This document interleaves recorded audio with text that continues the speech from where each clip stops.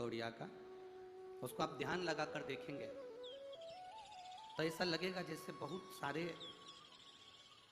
टुकड़ों को जोड़कर, बहुत सारे पाषाणों को जोड़कर इस शिवलिंग का निर्माण हुआ। सहस्त्रेश्वर शिवलिंग बहुत कम दर्शन के लिए मिलते हैं।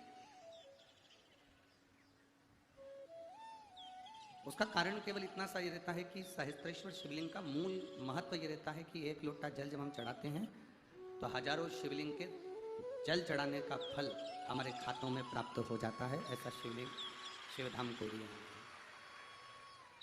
तो तेरी कृपा बिना न हिले। एक व्यक्ति ने मैसेज करा, उस मैसेज में उसने लिखा कि पितरों के लिए कंडा जलाकर, गाय का गोबर जो सूखा हुआ होता है, कंडा, अलोना, गोबरी, उसको जलाकर लोग पितरों के लिए घी शक्कर छोड़ते हैं, धूप छोड़ते हैं। इस धूप की महत्वता क्या है? इस धूप को अगर घी छोड़ी जा रही है, शक्कर छोड़ी जा रही है, घी शक्कर अगर दिया जा रहा है अपने पूर्वजों के लिए, अपने पितरों के लिए, तो क्या हमारे पूर्वज, हमारे पितर वो घी शक्कर लेते हैं? हम जो गुड़ छोड़ते हैं, घी छोड़ते हैं, शक्कर छोड़ते हैं, क्या लेते हैं?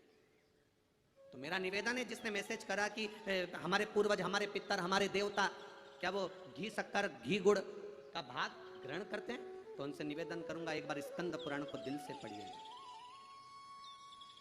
एक बार स्कंद पुराण को अपने मन से पढ़िए, एक बार शिव पुराण को दिल से पढ़िए। आपको मालूम पड़ेगा कि घी शक्कर, जब कंडा जलाकर, गोबरी जलाकर, अलोना जलाकर, आपके यहाँ छत्तीसगढ़ में कंडे को क्या बोलते हैं हमें नहीं मालूम, पर गाय का जो गोबर होता है सूखा हुआ, थपथपा कर उसको, जो गाय का गोबर होता है जो धूप में सूख गया होता है कंडा, उस कंडे को जलाकर उसमें जो घी शक्कर, उसमें जो गुड़ घी छोड़ा जाता है, उसका महत्व क्या है? उसका फल क्या है? उसका रस तत्व, ये गौ पितर शिव महापुराण की कथा कर रहे हैं। आज के लोग हंसते हैं, क्या ऐसा हो सकता है? क्या आज के जमाने में ऐसा होता है? क्यों नहीं होता? शिव महापुराण की कथा को उठाकर देखिए।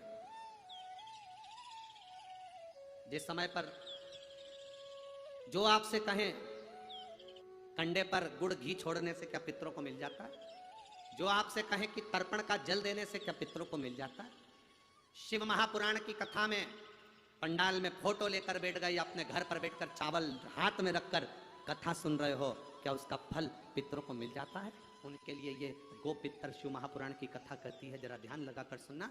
राजा सगर जो सूर्य वंश के पता कर रहे हैं, भगवान राम के जो वंशज रहे राजा सगर, राजा सगर ने एक यज्ञ करा जिसका नाम था अश्वमेध यज्ञ। करके कंडे पर धूप छोड़ने से घी गुड़ शक्कर घी छोड़ने से क्या पितरों को मिलता है?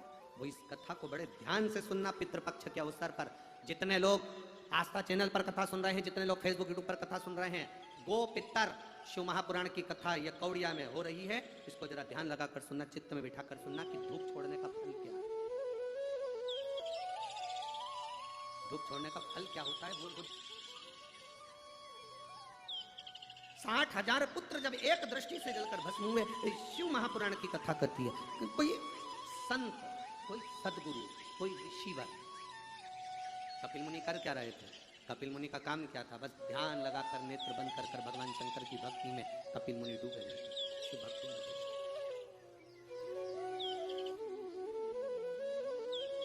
ओम नमः शिवाय।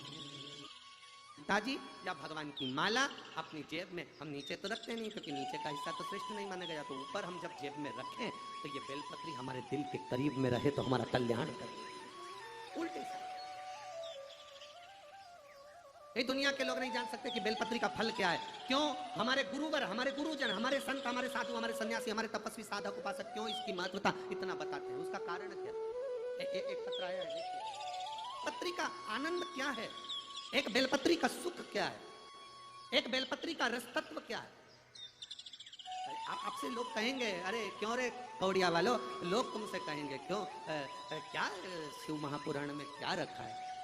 शिव पुराण के अंदर क्या है? हम तो कहेंगे प्रदीप साहू, काशीनाथ साहू, आप लोगों से लोग पूछेंगे कि आप कथा करवा रहे हो शिव महापुराण में ऐसा क्या है? शंकर की कथा में ऐसा क्या है, तब आप उसको कह सकते हो, तब आप उसको वर्णन कर सकते हो, तब आप बोल सकते हो कि शिव महापुराण की कथा, शिव महापुराण की कथा शिव पुराण की कथा नहीं है। आप कह सकते हो ये शिव पुराण नहीं, ये मेरा महादेव स्वयं आता है, स्वयं कृपा करता है, स्वयं कथा शिव तत्व। पक्ष में महाराज पीपल के पेड़ के नीचे मात्र काली तिल्ली का पानी ही डाल देने से पितृदोष का निवारण हो जाता है। किसी लड़के की लड़की की विवाह शादी नहीं हो रहा हो, मंगल विवाह नहीं हो रहा हो, पानी के लोटे में थोड़ा सा काला तिल डालकर श्राद्ध पक्ष में पीपल के पेड़ के नीचे चढ़वा दीजिए महाराज, पितरों की शांति होती है, घर में मंगल कार्य होता है, मंगल कार्य हो जाता है, पितृदोष का निवारण होता है। बहुत रोग घिर गया, ऐसा लग रहा है शांत का माहौल पितृपक्ष में किया जाए, पितृपक्ष। और एक बात और अच्छे से ध्यान रखिएगा, आप ब्राह्मण को भोजन कराएं ना कराएं, आपने धूप छोड़ी ना छोड़ी वो पता नहीं, गाय को रोटी दी ना दी, स्वान को भोजन दिया ना दिया, कौवे को भोजन दिया ना दिया, चलेगा। पर जिस दिन अमावस्या के दिन पितृपक्ष समाप्त हो, उस दिन प्रदोष काल में, प्रदोष के समय पर, प्रदोष काल में शाम के समय पर जाकर किसी भी नदी, तालाब, बावड़ी, कुआं, कहीं ना कहीं जो आपके पास में हो, वहां पर एक घी का दिया, बत्ती का मुंह दक्षिण की ओर कर कर अवश्य जलाकर आ जाना, सारे पितृदोष समाप्त हो जाएगा, सारा पितृदोष समाप्त। अमावस्या के दिन किसी भी जलाशय के पास में, नदी, तालाब, बावड़ी, कुआं, जो आपके शहर में, आपके गांव में, आपके नगर में हो, वहां जाकर लगा। अगर नदी, तालाब, बावड़ी, कुआं नहीं है तो पीपल का वृक्ष हो या बेलपत्री का वृक्ष हो या बट का वृक्ष हो, उसके नीचे लगा दो प्रदोष काल में। पर अमावस्या के दिन लगाएं जरूर। क्यों? क्योंकि अमावस्या 16 दिन तक पितृ मृत्यु लोक में आने के बाद में भोजन ग्रहण करते हैं। अमावस्या के दिन पितृ शाम के समय प्रदोष काल में शंकर भगवान का नाम जाप कर कर नदी, तालाब, बावड़ी पर पानी पीने जाते हैं, वहां से जल का आचमन कर कर पितृ अपने लोक को चले जाते हैं प्रदोष काल के समय पर। इसलिए प्रदोष काल में जलाशय के पास में, बावड़ी, कुआं, नदी, तालाब के किनारे पर दिया लगाया जाता है दक्षिण की ओर मुख कर कर बत्ती का, तो पितृ आशीर्वाद देते हुए जाते हैं कि फलो फूलो, आगे बढ़ो, उन्नति करो, तरक्की करो, ये पितरों का आशीर्वाद रहता है। पितर शिव महापुराण की कथा कर रही है, कभी मौका मिले मुद्गल पुराण में, देवी भागवत में, स्कंद पुराण में, कुर्म पुराण में इस कथा को पढ़ना।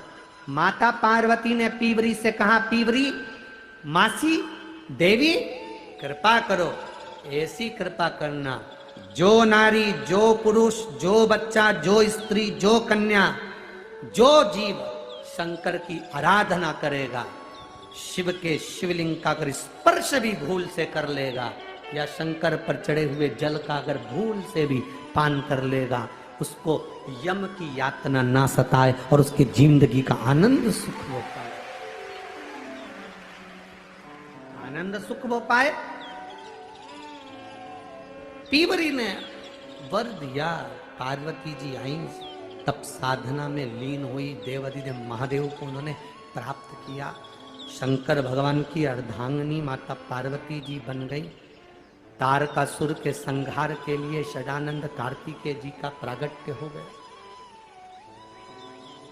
पर माता पार्वती जी ने सदानंद कार्तिकेय जी से कहा, इस तारकासुर के हृदय में बाण नहीं लगना चाहिए क्योंकि इसके दिल में महादेव बैठे।